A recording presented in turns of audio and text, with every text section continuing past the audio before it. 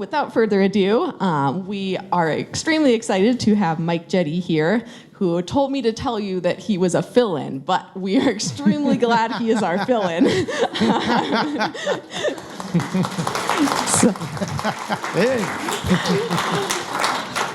So Mike Jetty is an enrolled member of the Spirit Lake Dakota Nation and a Turtle Mountain Chippewa descendant, and he works at the Montana Office of Public Instruction as an Indian Education Specialist, and he's been working for the past 32 years in the K-12 and university education system, and he has his BS in History Education and a Master's in School Administration and an Education Specialist degree, so he's really dedicated his work to educating people. So with that, I will let him take it away. All right.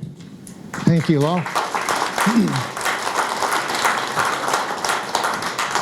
Well, hamitaki api, iha chante waste na pechuza pado. Hello, my relatives. I greet all of you with the heartfelt handshake, and thank you for that nice introduction, Laura. And I'm honored to be here with you tonight.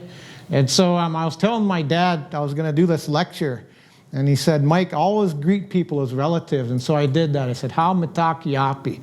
And so we're all relatives now, and that means I can hit you up for cash later on. So it's an old Indian trick. But before I start, everybody do this real quick. Since we're get warmed up before the lecture, go like that, and go like this. All right, cool. Let's do it one more time. That looks good. All right. You've just had your handouts, your overheads, and your PowerPoints, just to get that out of the way. So, but I went up during the break to the reference desk, and I said, where's your self-help section? And she said, if I told you that, it would defeat the purpose. So I said I'd tell some library jokes, but Laura asked me, she said they had someone cancel out for the night, and so I'm here as Plan B, and so I'm glad to be here. And so, who's been up to our state capitol to see the Tribal Flags Monument? And I know of no other state that has that kind of monument right in front of the state capitol. And that is so cool to see. It really makes me feel good. And so one of the projects I'm working on right now is I get to interview different singers from different tribal nations about their songs for those flags. Because anytime you go to a basketball game, what do they start out with? National anthem. And, any kind of sporting event or whatever. And so who's ever been to a powwow? And what do they do right at the beginning of the powwow? Carry the flags in, and they'll have a flag song. And so as a way to honor these tribal flags, I thought I'd share the first song I ever learned back in 1989. And this is the Lakota flag song.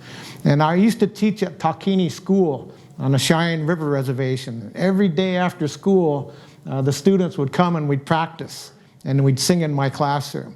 And it's a really good example of the oral tradition and practice, because the way you learn these songs is you hear them and you listen to them over and over again, and you sing them exactly like it was sung to you. And so that's that oral tradition. So I thought I'd sing this song that I learned back in 1989, but if you get to go to a powwow, you'll hear this song. And so this is a song to honor that flag, but then to honor all of you for coming tonight as good Montana citizens and as good as Americans, are good members of different tribal nations. And so it's cool that you're all here. So this is the Lakota National Anthem that I'll offer up here. So.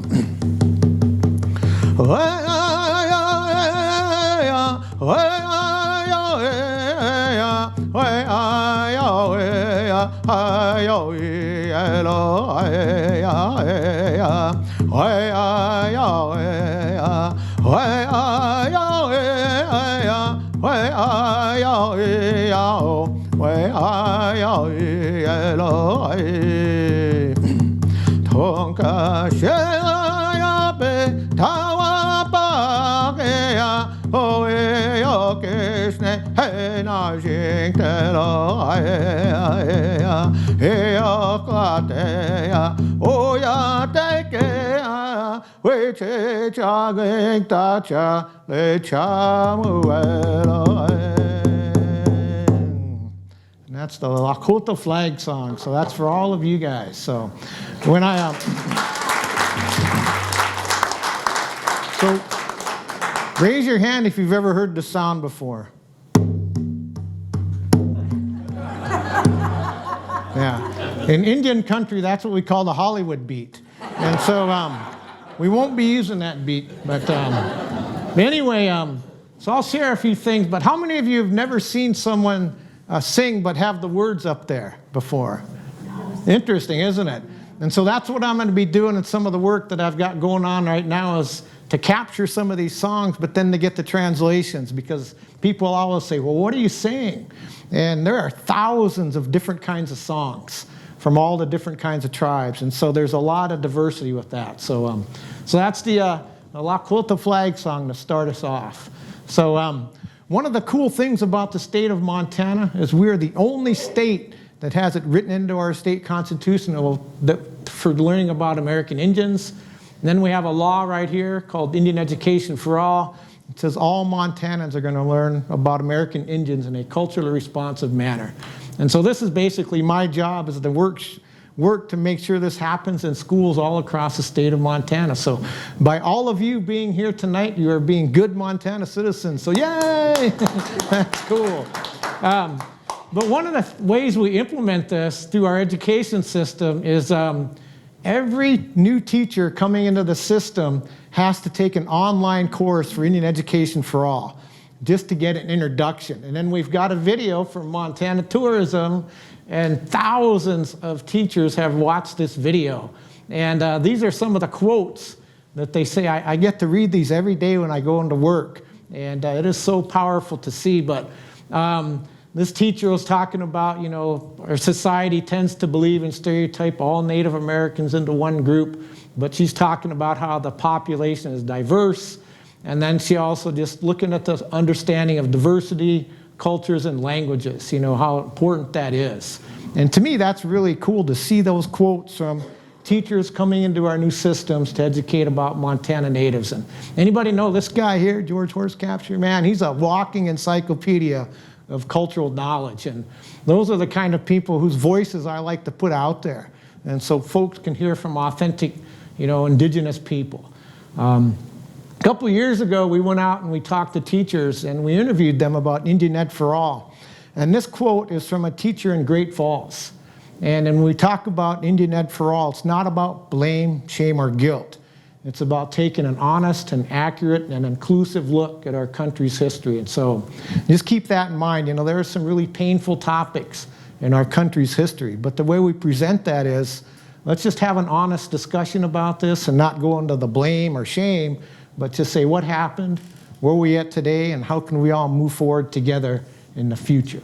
And so I think that's a really powerful quote from an instructor up in Great Falls. So back in 1999, when Indian Ed for All was passed, we brought together representatives from every tribe, and we said, what do you want every Montanan to learn about you? And they came up with this list of these 7 essential understandings. Who have seen these before? A few of you have?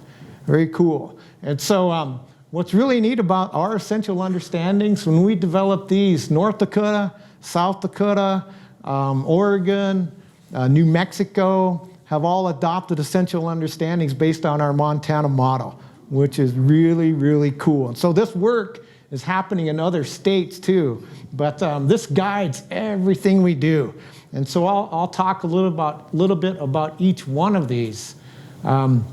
But you can break them down into 4 themes of diversity, culture, history, and sovereignty.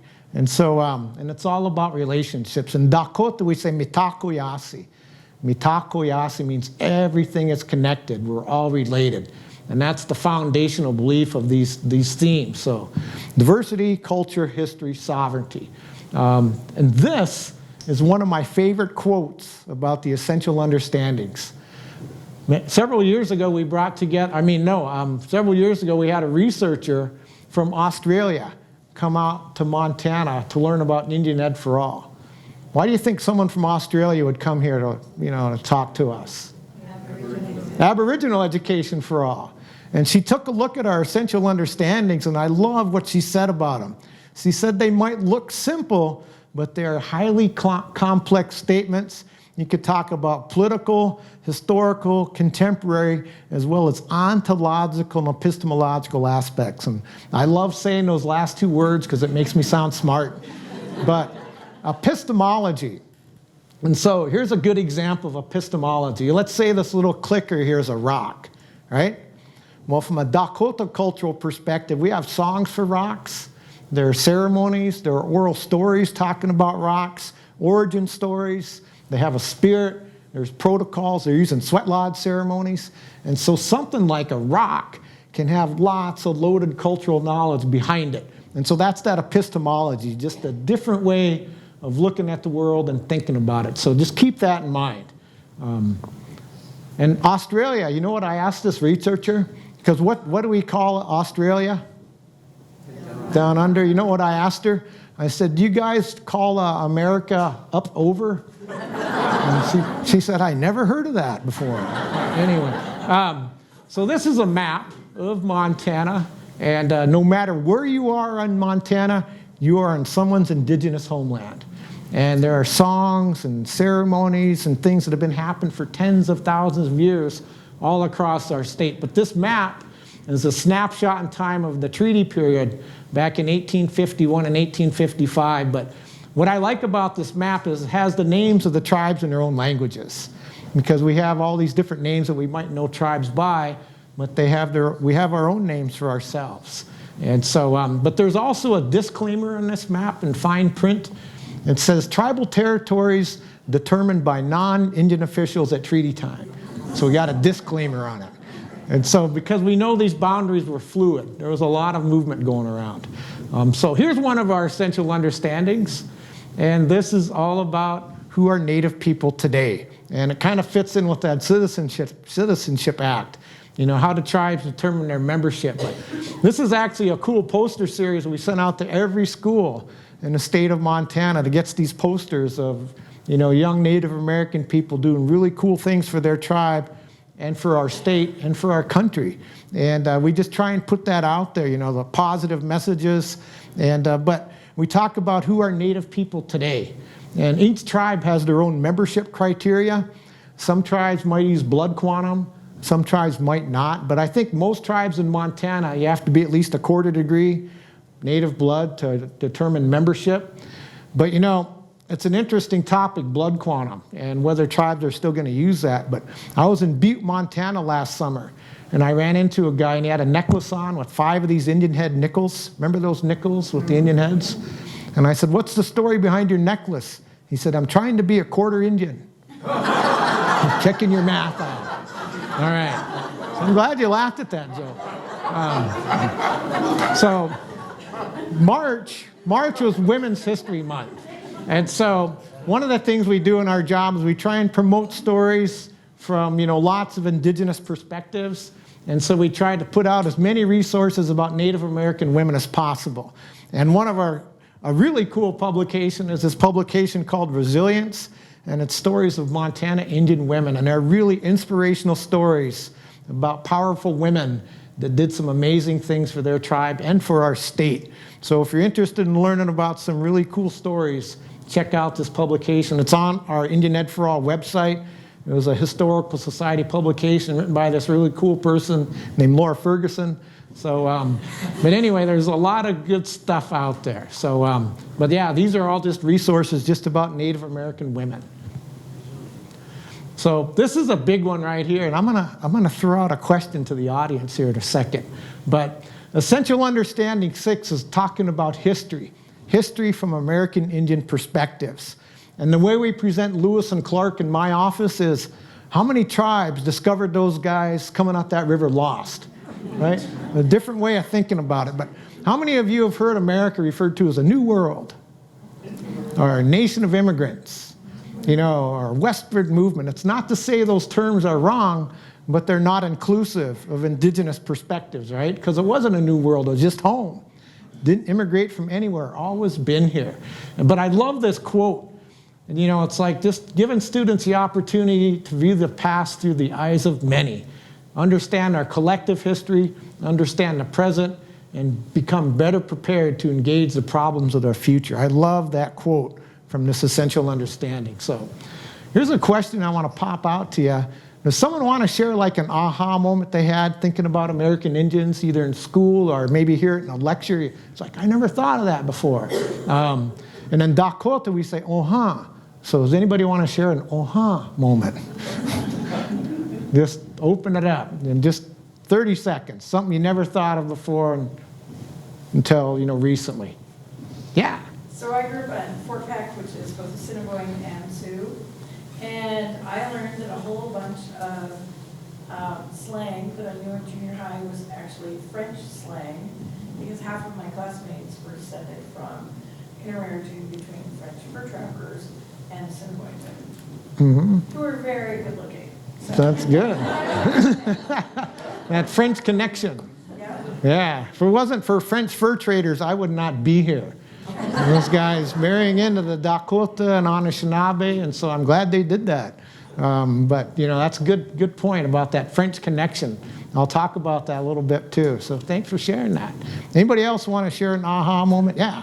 A few years ago when I was growing up, like in middle school, I ran around with a Native American guy, and sometimes we'd stay over or share meals and stuff. Anyway, having a nice stew meal at his house, and when we got done eating, his mom said, "Well, what do you think of dog meat?" No, but she was just kidding. He's teasing you, yeah. So teasing's a big thing in Native American communities. The Crow people even have teasing clans. It's built into their cultural fabric. They do. They're part of they talk about their teasing clan or their uncle or whatever being part of their clan. But yeah, teasing's a big thing, so that's pretty good. So a lot of aha moments. One more. I went to a giveaway one time out at the fairgrounds here, and I was impressed by the way that if somebody gave you a gift, and for some reason you didn't want it, you were free to hand it off to somebody else, and nobody gets offended by it. You can re-gift. Yeah, re-gifting. I thought that was a cool system.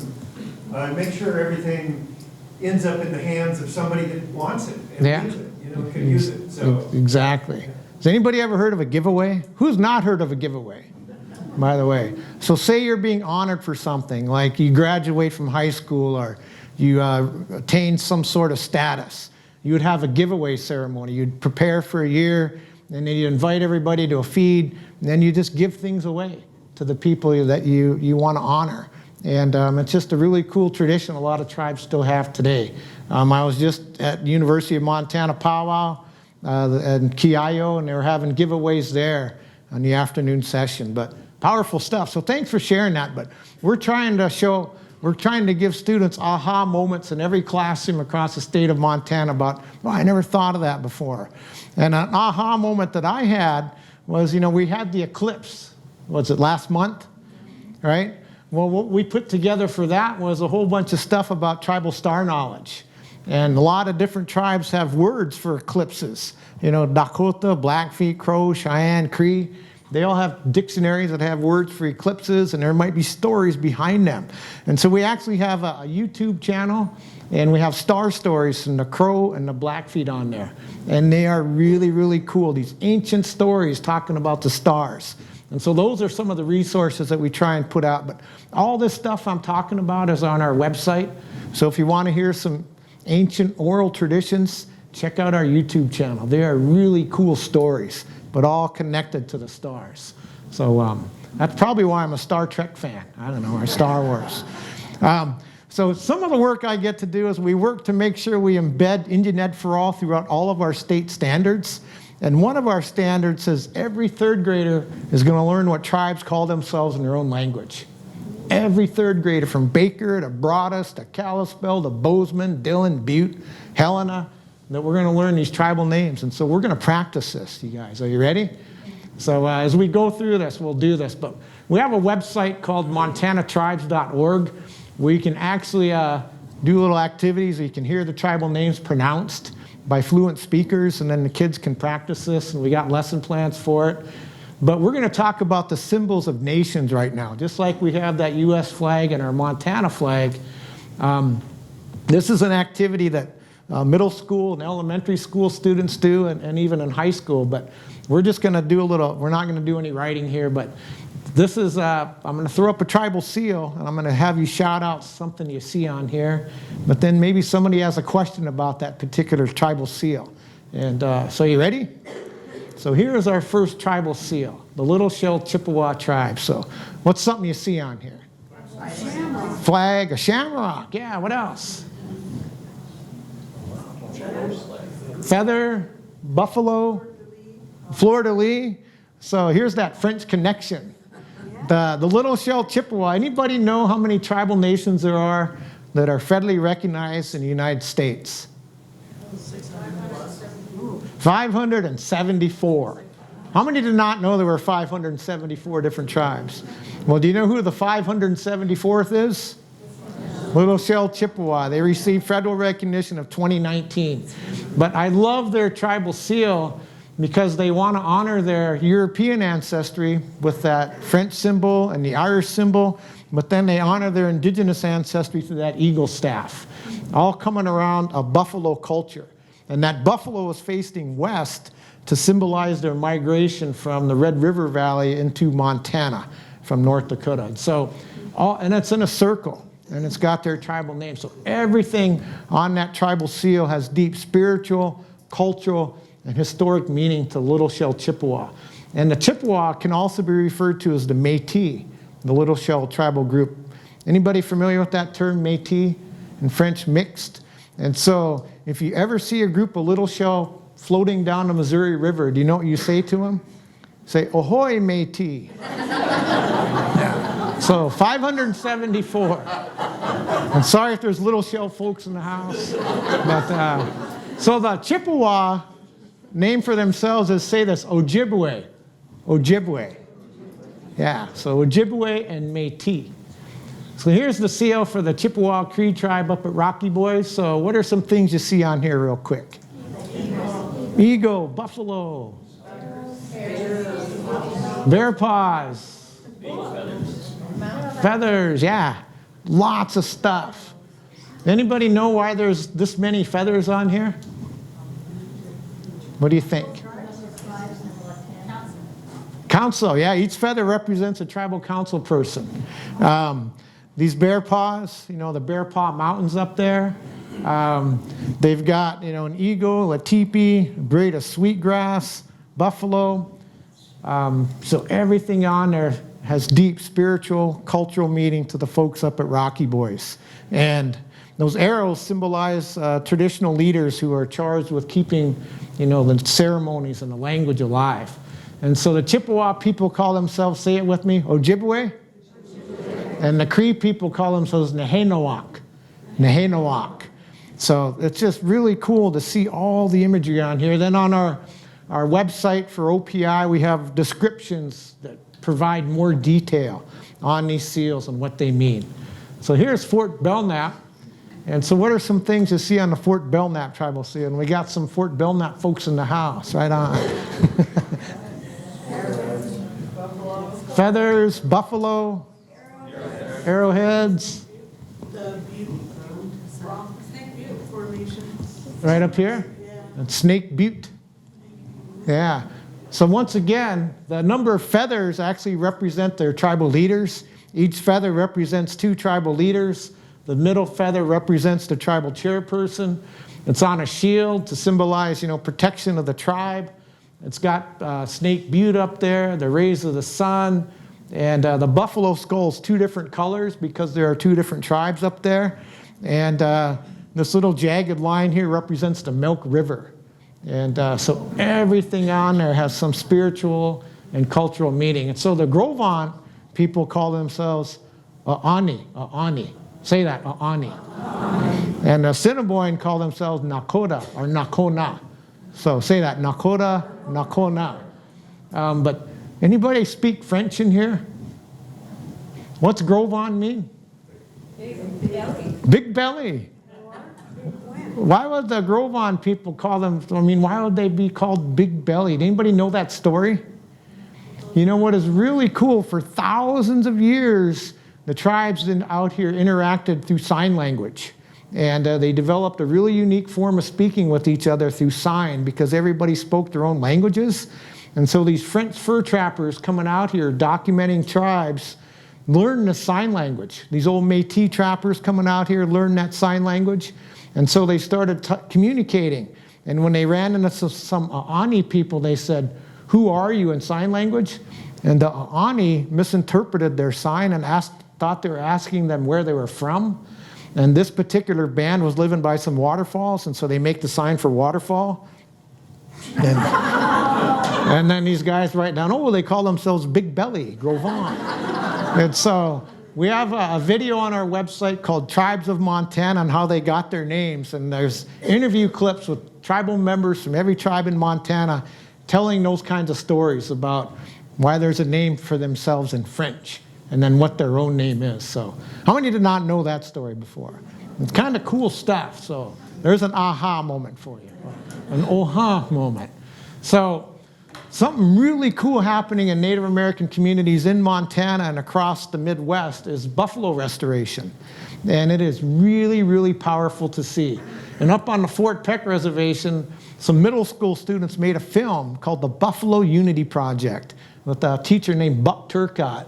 And it is so powerful to see these young middle school students work with tribal elders, and then they have a buffalo harvest at the end of the year, and they get to butcher a buffalo, and it is really, but then they also learn about the spiritual and the cultural traditions associated with it.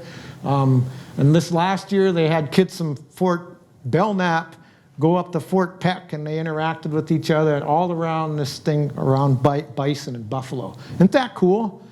Anybody seen that new documentary film by Ken Burns, The American Buffalo? Man, that hit you too, didn't it? It was powerful. But you know, that's the kind of stuff, we're seeing a lot of healing because of this. And you can see it with the kids and what they're learning about buffalo. And do you know why you never see a buffalo hiding in a tree?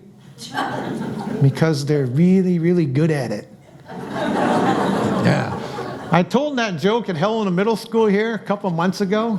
And right away, some kid says, do you know why? You know what you get when a buffalo sits on your teepee? I said, I don't know. He said, time to get a new teepee. So bison, so if you're interested in watching a film that was made by students in Montana, it's called the Buffalo Unity Project. Just Google that. It is just really powerful. So here's the Fort Peck Tribal Seal. So what are some things you see on here? We got Fort Peck tribal members in the house. It's awesome. Buffalo feathers. Buffalo hide. Yeah, that's a hide stretched out. What I really like about this tribal seal is back in the 1980s, they did some oil exploration, or they mapped out the waterways because they were thinking about, you know, doing some oil stuff. But they discovered that the rivers and streams actually form the outline of a buffalo. And so they put that on their tribal seal. And then it's the outline of the reservation. So the Assiniboine say this Nakona or Nakota. Nakona. And the Sioux is Dakota or Lakota. Dakota, Lakota. And so like there's a difference with the dialect. The Dakotas, we say Pidamaya for thank you. A Lakota would say Pilamaya. Dakotas for friend would say Koda, like Samson's my Koda. But if it was a Lakota, I'd say you're my Kola, right? Koda, Kola, just a slight difference. And you know the Lakota word for enemy is Ankola. And if you got a Lakota friend who's trying to lose weight, you call him Diet Cola. And if he's got a sore throat, you call him Ricola. So anyway, so that's some humor from Fort Peck. So here, then they have a tribal flag too that's a little bit different than their tribal seal. And then here's a description of that. And the tribal flag's talking about the different bands. So the Sioux up there, the canoe paddlers and the red bottom, but then, you know, it's got the names of the tribes and once again a buffalo hide. So that's just, you know, there's a lot of powerful stuff behind these symbols. And that's why I call them indigenous treasures. So a lot of tribes have songs for buffalo. And there are ceremonies for buffalo and songs and cultural protocols. And so this is a buffalo song from Tatanka Oyate. They're a drum group from the Fort Peck Reservation. And I have a Dakota language app on my cell phone. And when I was going through my app, learning some words. I got to this one section and this song popped up. I'm like, wow, because I learned this song, back in South Dakota. I'd never seen it written down before. And then so I thought I'd share this song with you. You guys want to hear an old buffalo song? Yeah. And so this song is a prayer. And it's used in ceremonies, it's used in sweat lodge ceremonies, Sundance ceremonies, but it's to honor that buffalo. And it says, Buffalo Nation, once again the people depend on you. I pray to you because this day is sacred, hear me. And so when I talk to students, and if I share this song, I say we can all learn a lesson from the buffalo because they stick together as a group. But do you know what buffalo do when they see a storm coming? They face that storm. They go into it as a group together. And so I talked to kids. I said, if you guys are having problems, bring your friends along, your family, and hit that problem head on, just like the buffalo would. And just take it on. But so here's an old buffalo song, and this is a very, very old song, and so this is a prayer.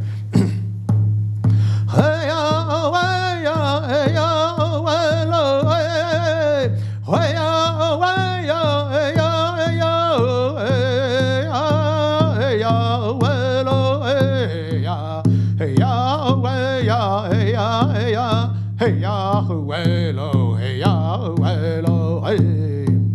Tatanka oya teke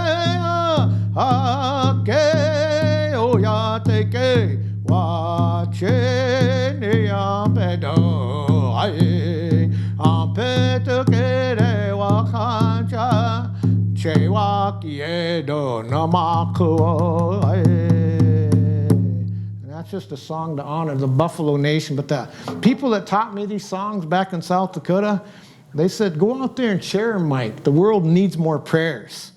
And for a long time, these things were outlawed. I would have got punished 150 years ago, 120 years ago for singing this kind of song because our songs and ceremonies were outlawed, but they're back in the open. And so my friend said, share them. Put them out there because we need more healing. Yeah. Quick question is, everybody corrects you when you go to Yellowstone and you're supposed to call it bison instead of buffalo. So can you tell me, is it more buffalo with the Native Americans? No, I think buffalo sounds better than bison. No, but we could say American buffalo, but better yet is say Tatanka, right? Or Te Oyate, or learn a word from what the Blackfeet, Ini, is that how you say it in Blackfeet? Who's Blackfeet in here? Something like that. Ini? It's Ini. Ini, yeah. And so every tribe has their own word for the American buffalo, but that's a great question. So for me, it's just like I just say buffalo. So that's a very ancient song. Actually, I was at Yellowstone Park this summer with a group of teachers, and I was with some teachers from Fort Peck, actually. Roxanne Smith. She teaches at Fort Peck Community College, and we were in the Lamar Valley. Anybody been to the Lamar Valley and watched the buffalo? And so this is in August, and we're there with a group of teachers, and there was a lone buffalo bull about 200 yards away on the other side of the Lamar, and Roxanne said, Mike, sing that buffalo song, and there's probably about 10 teachers there. And so I sang that song right here, and what was really strange was that buffalo stopped, and he looked right where I was at, and he crossed the river, and he came up the path to where we were. And we actually had to step back. And Roxanne's like, you called that buffalo over here? And I said, he's just coming to tell me to stop singing that song. But that was a really cool experience that just happened this last summer, though. But it's really neat to go out there and just to sing to those buffalo. And it really gives you a profound sense of they're very intelligent animals, and there's a lot of power there. And if you ever see a buffalo with its head down and its tail up, you know what it's going to do? It's going to charge or discharge. You don't want to be around on either one of those. So speaking of Fort Peck, this is my good friend Mandy Smoker Broadus, and she's a published author, and she's received her honorary doctorate from last year. She was my former boss, but she writes graphic novels. She's a published poet. And she just wrote this book called Thunderous. Anybody hear of this one? And so we always talk about Native folks, and sometimes we just present them in the past tense. But we've got young Indigenous leaders like this telling amazing stories, and then kids in schools all across the U.S., not just in Montana, can learn about these stories to get a little bit of, cultural insight. So, and then we've got a YouTube channel where I actually interviewed Mandy about her book and asked her why she wrote it and stuff. And then there's a Lakota language pronunciation guide that goes along with the lesson plan. But just really cool stuff that's happening in our community. So check out this book if you want to. Might be in the library here, I don't know. So, and if it's not, go tell them to put it in the library. This guy goes into a library, by the way, and he says, I'd like a large pepperoni and a Coke. And the librarian says, hey, this is a library. And the guy goes, oh, I'd like a large pepperoni and a Coke. Another horrible joke. So this is a seal of the Northern Cheyenne. So what are some things you see on here real quick?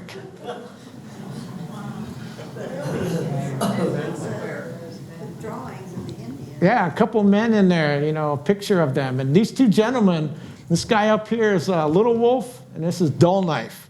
And they led their people on a journey from Oklahoma and Nebraska back to Montana. 300 miles these guys ran, and I called the Fort Robinson Breakout. And so what's really cool and powerful is every year in January, Northern Cheyenne kids recreate this 300-mile journey during the middle of winter. This is January of 2014. Or 2024, I mean, January 16th, just this last year. And they are running to recreate what their ancestors went through to honor that. But those kids that did, this guy looks cold. But those kids that do that are never going to forget that.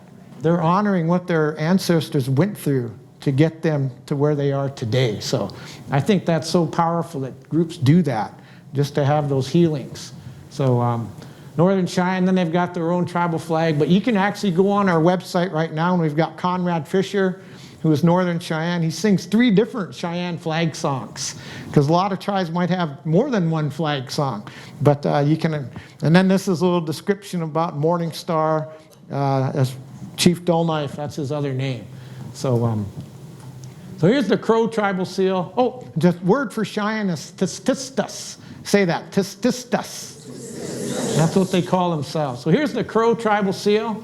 And I'll just do this real quick. And the Crow traditionally do not paint their lodges. They were told to keep them white to represent purity of the home. And so some tribes paint their teepees, but the Crows traditionally do not. And the Crow tribe, this is a ceremonial pipe, and this is a tobacco pouch and a sweat lodge. And so the symbols on their seal, have deep spiritual, cultural meaning, but tobacco is actually tied into the Crow migration story of them looking for a good place to grow their tobacco and to have a good life. And so really cool stuff tied back into the seal. And all those rays of the sun represent the different types of clans of the Crow. And so a lot of powerful symbolism there. And the Crow people in their own language call themselves Obzalika. Say that, Obzalika. Yeah, cool. That sounds awesome. You guys are doing good. But a couple of years ago, there was some students who were Crow at Montana State University Billings, started their own publishing company, and are writing their own children's stories now. And this is one of their books called Elk Morning. And so just a different way of looking, at their culture through these kids' stories, and they can share their cultural traditions. And counting coup, that's a big cultural tradition amongst a lot of tribes. And tribes still count coup today. Do you know how we do that? We do things that are good for our people. Maybe graduate from high school, or, do something, and it's a different way of counting coup. So we've all heard about Little Bighorn, right? It's a major part of our Montana history. We actually have a lesson plan for this based on a book by James Welch called Killing Custer. Anybody ever read that book? Yeah, powerful story. When I was working on this lesson plan, my wife called me up at work. She said, Mike, what you working on? I said, Killing Custer. She said, I thought you guys did that already. That's actually a true story. But we talk about these battles from a long time ago. We've got stories about powerful Indian women warriors who were part of these battles. This is Moving Robe Woman, and this is talking about the Rosebud battle where the girl saved her brother. And so, other perspectives, these powerful Indian women who were warriors, and we want to share those stories. But I wanted to mention this particular story. These Crow authors along with their professor, A.J. Otchen, wrote this story about Arrow Creek. And it's a historical fiction. And what happened, this place is south of Billings, Montana. Anybody ever been to Pryor? Pryor, Montana? Well, on the way to Pryor, when you're going south, you'll drive by this site called Arrow Creek. And what this is one of the largest battles that ever happened in Montana between tribal groups. And it was around 1861. The Lakota and the Cheyenne and the Arapaho banded together to go take out the Crow because of what was happening in the 1850s, gold rush, diminishing buffalo herds, you know, shrinking land base because of all the westward movement. And so Montana was truly the last best place.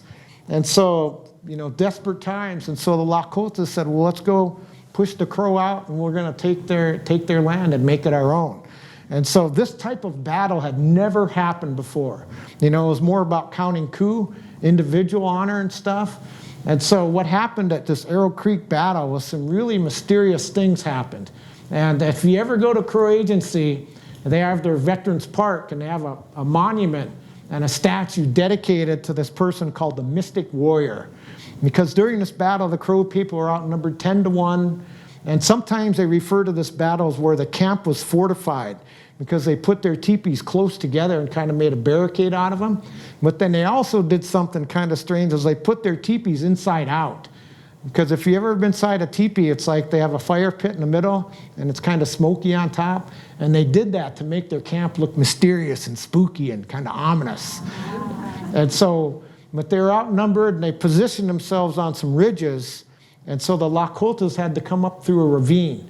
And so when this battle's going on, there was a Crow man that went out and he told the Lakota and Cheyenne in sign language. He said, we have 2 more bands of Crow coming. You guys better get out of here. But he was bluffing. There was no one else coming. But what happened right after that, hundreds of elk pop up on a ridge and kick up enough dust and dirt. It makes it look like there's another group of riders coming in. On this ridge over here, hundreds of buffalo come up, kick up enough dust and dirt. It looks like another group of riders coming in. And then the third mysterious thing that happened was this dude here kind of appeared out of nowhere, couldn't get shot, just riding around with that spear, knocking people off of their horses. So the buffalo, the elk, and the Mystic Warrior, Lakotas and Cheyennes retreated and took off. Who had never heard that story before? And so it's just fascinating, you know, that we get to tell those stories. And then I was gifted a book, and this book is by Amos Badhart Bull. He's a Lakota man, and he has all these ledger art drawings. And this is a ledger art drawing of the Arrow Creek battle from the Lakota perspective. And this is actually the second Arrow Creek fight, which happened a few years after the one I just described to you. But just really neat perspectives on our history. All right, so that's a really new piece of information at Arrow Creek, but that's the stuff kids are learning about. And how the Crows, you know, changed their tactics, you know, to fight together as one group instead of just for individual honor. So here's the seal from the Confederated Salish Kootenai tribes, and that's Chief Kustada. He's one of the last traditional chiefs of the Kootenai. And this tribal seal is actually designed by a high school student in the 1960s. His name was Corky Claremont, and he now teaches at Salish Kootenai College. But the Salish people probably this month are having what's called a river honoring ceremony, where they take students and they go to the river over there, Flathead River, and they bring in tribal elders and they talk the stories about the river, and they just have the students go experience Salish and Kootenai cultural traditions. But so they have a really cool connection to the water too, in addition to being, you know, buffalo hunters. But I love his moccasins. You probably heard the old saying, you should never criticize someone until you've walked a mile in his moccasins. Yeah, and I asked my dad why, and he said, well, that way he can be a mile away, plus you got his moccasins. So, another horrible joke. So. This is one of my favorite pictures here, and it shows the Salish in 1923 in the Bitterroot Valley at a medicine tree. There they are in 2018 at that same tree having that same ceremony. Isn't that powerful? And it's really cool stuff. And so these ceremonies and cultural traditions go on. And epistemologies, you know, tribes have songs for trees, stories about trees, and they're involved in our ceremonies and stuff, and they're alive and they've got a spirit. And then the Salish, a lot of tribes had seasonal rounds where you'd go do things at a certain place during a certain time of year. And, this is the Salish seasonal round about where they would be during these different months and the things that they would gather and harvest there. But just really cool stuff. And so that's the Salish seasonal round. And then we refer to this on some of our lesson plans for science. So how many of you know what our state flower is? Bitterroot, right? Well, the Salish have some really cool oral stories about bitterroot and how they received that plant, how it saved them from starvation. And so we have songs for bitterroot, and they're involved in our ceremony. I actually have some bitterroot in my computer bag there. If I have a sore throat, I'll chew on it a little bit, but make tea out of it. Really powerful stuff. And then there's tribal flag, a little bit different than their tribal seal. But I want to mention this particular book here. Back in 2020, I think, there was a newspaper reporter from the New York Times that went and spent time in Arlee, Montana with the basketball team. Anybody familiar with this? Arlee was winning lots of state championships, but there were suicides happening up there. And so the basketball players kind of united, and then they kind of created this movement, a modern day warrior movement to stop the suicides. And this author, this Abe Streep, who's the author of this book, spent like 2 years with this basketball team and wrote a book about it. It was the Montana Book of the Year a couple years ago. Anybody read this, by the way? Yeah, Julie, you've read it? 2 thumbs up. Powerful story. So if you're interested in a contemporary story about basketball, anybody like basketball in here? Yeah. I played intramural basketball at Montana State, and I played on a team. We called our team those Indian guys. Because the year before people play us, who are you playing? Those Indian guys. And so we just named our team that. But the year we named our team those Indian guys, we had a perfect record. Yeah, we lost every game. We did. We were terrible. Here's the Blackfeet tribal seal, and they've got the shape of their reservation and their tribal name. They call themselves Pakani. Say that, Pakani. Pakani. And what's really cool about the Blackfeet, I'm going to run out of time here, is there was this dude named Abraham Maslow, the hierarchy of needs. He spent time with the Blackfoot up in Canada when he was developing his model. But the Blackfoot said he got his model wrong because at the top of the Western model, it's self-actualization. And the Blackfoot were saying, well, we start out self-actualized, we become community-actualized, and to be a true Blackfoot person is cultural perpetuity, is what you want to get to, that all those songs, the ceremonies, the language is going to go on for thousands of years. And so a different way of thinking about that model versus Maslow was saying, well, rugged individual, self-actualized, whereas the tribal perspective, community, the group. And so that's why I'm saying that indigenous knowledge, I think, is good for all of us to think about our relationships to each other. And then they've got their tribal flag there and a description.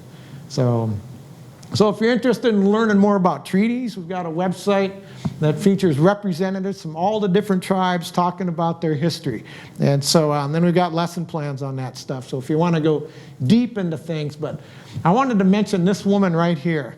Her name is Eloise Cabell, and she is my hero. She won a Presidential Freedom Award from President Obama. But she filed the largest class action lawsuit in U.S. history. She was from Browning, Montana.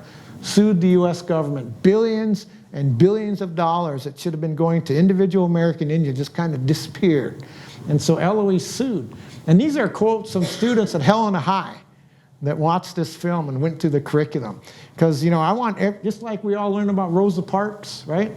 I want every kid in every school in Montana to learn about Eloise Cabell and what she did for, Native people. So just a powerful story. Eloise Cabell. So thank you, Eloise. And so we've got lesson plans about Lewis and Clark from the Blackfeet perspective. And this is a new lesson that I just put together. And it's just a fascinating story about this Blackfoot man named the Feathers. Back in 1801, he drew a map for this guy named Peter Fiddler. And the map he drew that he had in his mind was over 200,000 square miles. And he drew this map in the snow for Peter Fiddler. And so Peter Fiddler took this map back to Europe. It made its way back to England. They took it, doctored it up, brought it back to the United States, handed it to some dude named Thomas Jefferson. Thomas Jefferson took this map and handed it off to Lewis and Clark and said, go. You know, how many of you did not know that story? I mean, it's just so cool. And then this is the map. And this is the continental divide in the middle, and those are the rivers that, you know, flow to the different oceans, and just really cool stuff, the knowledge that this guy had in his head. So powerful. Then we've got lesson plans for, you know, just our nation's history, and the seal, the United States, and the meanings behind those arrows. Because how many arrows are there? 13 arrows, right? Does anybody know the story behind that? Why there's those arrows there? What's that? The 13 colonies. But Ben Franklin and his old colonial leaders, when they were talking about forming our early government, the Articles of Confederation, they went out and talked to the Iroquois Confederacy. And they said, how do you guys maintain your government? And then one of these Onondaga leaders handed them an arrow. They said, try and break this. And they handed them a bunch of arrows. They said, try and break these. And they said, we all come from different tribes, but we banded together to make ourselves strong. And so that's why those arrows are there, because of that Onondaga influence on our country's history. How many did not know that story? Man, we have a video of this Onondaga elder. His name's Orrin Lyons. And Orrin's quote was, he said, these early colonists that came to the Americas were coming from hierarchies, from people where there's kings and queens and social structures, you know, who's at the top, who's at the bottom. He said when these guys came to America, he said they saw freedom all around them. So these notions that we have of American freedom actually came from these European guys observing how indigenous cultures were just living. And if you know about the Iroquois Confederacy as a matrilineal society, the women held all the power. And that's where these early Iroquois folks said the U.S. messed up, was just allowing all the men to have the power. And he said if you would have let the women have the power, it might have been a little different story. And then we got lesson plans about Thanksgiving and the Wampanoag tribe and, you know, their interactions with the early pilgrims. So, you know, we don't just talk about Montana history, but, you know, more of our U.S. history and the bigger picture. But do you know why the Wampanoag Indians don't like April showers? Because they bring Mayflowers? Yeah. All right. So who knows where Trigo, Montana is? I'll just go for a few more minutes. Yeah, Trigo, the school purchased the teepee with some of their money and then had an artist paint the outline of the state of Montana on it. And then they put all the different tribal seals on the bottom. And this is a Kootenai tribal elder from Canada. The Canadian Kootenai came down and shared the Kootenai origin story. And what was really cool about his origin story he shared with those kids, he said this happened right here. The story he told was in that valley of their tribe's creation. And that just blew those kids away. And so they're going to be doing this kind of event. And so this kind of stuff is happening in schools all across the state of Montana. And then, you know, here in Helena, we have schools with tribal flags. There's Red Lodge, Montana, hanging up tribal flags. But then those kids are learning what you just learned, the symbols behind those flags and the meanings behind them. And then this is an art project by some education students at Carroll College. Isn't that awesome? Yeah, Barry, your former school there. But yeah, isn't that neat? And so that's some of the cool stuff that we're seeing. So how are we doing for time, you guys? You guys are gonna give me 5 more minutes? Cool. Since we started 5 minutes late, is that all right? Laura can give me overtime, comp time. So archaeology, we have standards that talk about archaeology because most of us probably grew up learning about the Bering Strait theory, right? 12,000 years ago, Indians came across this land bridge. Well, they found new archaeological evidence in New Mexico, these footprints that are 23,000 years old. And they found some other evidence that suggests there's maybe 37,000-year-old people living in the Americas. How many did not know that? And I bet you we're going to find stuff way older. And that to me is very exciting. Something that's happening up in the Beartooth Mountains right now is something called IPA, not the beer, but ice patch archaeology. And all these ice patches are melting because of climate change. But what they're finding is hundreds of tools that have been frozen for 10,000 years in the ice. And they recently found the world's most intact atlatl that had been frozen for over 9,000 years. Isn't that cool? And so, yeah, there's a lesson plan on our website all about ice patch archaeology, and then this one's all about the crazy mountains. And then the last indigenous treasure I'll mention is this place.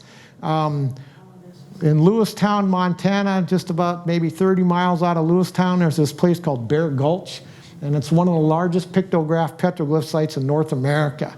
And I would say most Montanans have no clue it's here. How many did not know about this place? And there are over 2,000 rock art images, and you see these symbols over the medicine wheel quite a bit, and handprint, but it is really neat, and there are over 1,200 of these images of little tiny guys, because that's 5 centimeters, standing behind a shield. And there's that medicine wheel symbol again. But to give you a sense of what this might have looked like, here's a crow man. His name is Plain Owl. And this is a picture taken in the 1920s. There's a guy from Bear Gulch from thousands of years ago standing behind his shield. And so everything on Plain Owl's shield meant something to him, just like that guy there. Everything, the symbols he put on that shield had deep spiritual, cultural meaning to him. And I got to go to this site a couple years ago, and it was a very profound experience, as you could feel the power there. I mean, it was just really cool. And one of the shields that I learned about was this. When I was researching Bear Gulch, I found this shield on a newspaper article from the Field Museum. They had an exhibit about crow shields and crow dresses. But this shield is from the 1840s, 1850s, and it was made by a crow medicine man named Rapsup's Tail, who actually led a rebellion, a crow rebellion, back in, the 1870s? I think that was when it was. Historians. Anyway, what's on his shield is this guy that looks like an alien, doesn't it? Kind of wild looking dude, but that guy is one of the crow superheroes. They have these guys named Spring Boy and Lodge Boy, who were twins that fought all these evil beings and saved the crow people from danger. And so that's what he put on his shield, was to honor that guy. But so I mentioned we have star stories.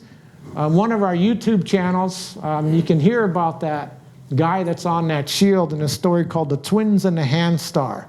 And so on our website, I have an interview with this man here. His name's Aaron Bryn, and he's talking about the tradition of crow shields. He's talking about archaeology, and he also talks about star stories, about how these things are all connected together. And just really neat stuff. And so that's why I love my job, because I'm always learning new things all the time and getting to talk to people like Aaron. And then our last major treasure that I always love talking about is we have the largest Clovis artifact site in North America. And back in 1968, outside of Wilsaw, they discovered this 2-year-old child buried. And who's been to the Historical Society to see these objects? It is really cool to see them there. But they did some genetic testing, and they discovered about 80% of modern-day Native Americans have a direct genetic connection to that kid. Isn't that wild? But what they also found was American Indians have a unique genetic marker that doesn't exist anywhere else in the world, that's unique to the Americas. Isn't that cool? Yeah, and so just neat stuff. And then we've got a lesson plan, and there's the objects around it. And so, you know, I encourage you to check this stuff out. It is really, really powerful. The stories that, you know, are here on our landscape, and then the power behind them. And then this is an undocumented archaeological site out of Gardner that I discovered this summer. But it's a rock wall. It's a hunting blind from the Shoshone, and it's right outside of Gardner. And it's unmarked, but you can see how they built it. And this is one of the teachers on the trip taking a picture. But this stuff is all around us. And just, you know, talking about what they did for hunting. So, and then we've got stuff for traditional games, because we always talk about, you know, Indian people being serious, but there are all these cool games being played for thousands of years, and we've got a curriculum for that on our website. And Wayne, I was just there at the conservation event playing traditional games at the fairgrounds. Yes. That was a lot of fun, wasn't it? It was. I got paid to go play games. And but these games are really ancient. Here's a picture from 1876. A Cheyenne man named Making Medicine drew a picture of his tribe playing hand game. And here these guys are having an arrow shooting contest. But just cool stuff, you know, just a different way of thinking about our history, but trying to weave in those indigenous perspectives. And these guys are, you know, they're gambling. And I just joined Gamblers Anonymous too. Yeah, they gave me 10-to-1 odds I wouldn't make it. Yeah. So, and then one of our other resources is all about music. So oftentimes we might just talk about drums, but there's an awesome documentary on Netflix called Rumble. Anybody see this? It's all about the history of rock and roll, and it's just really cool. And so if you're interested in learning about rock and roll and Native Americans, it's just a neat curriculum. And we've got, you know, lots of stuff. We've got Native American hip-hop artists and rappers and country stars. So, and then I guess we've got a poetry curriculum, and I'll just leave you with this quote here. You know, someday we're all going to be an ancestor, right? What are our descendants going to say about us? And this is one of the authors of this poetry curriculum. And he says, you know, you think about this stuff, and, you know, what difference am I going to make for future generations? So I'm thank you for all of you for coming here today. And yeah, hopefully you learned something new. So sorry for going over, but we're good to go. Yeah, thank you so much, Mike. We have to be out of the library by 8, so I think we're going to skip questions tonight, but if you can grab Mike before 8 on your way out, I won't stop you if you want to ask him a question personally. So thank you, everyone, for coming, and please remember, we do have a lecture next week, but it's at Helena College, and keep up to date with all of our other Indian citizenship-related events. So thanks for coming today.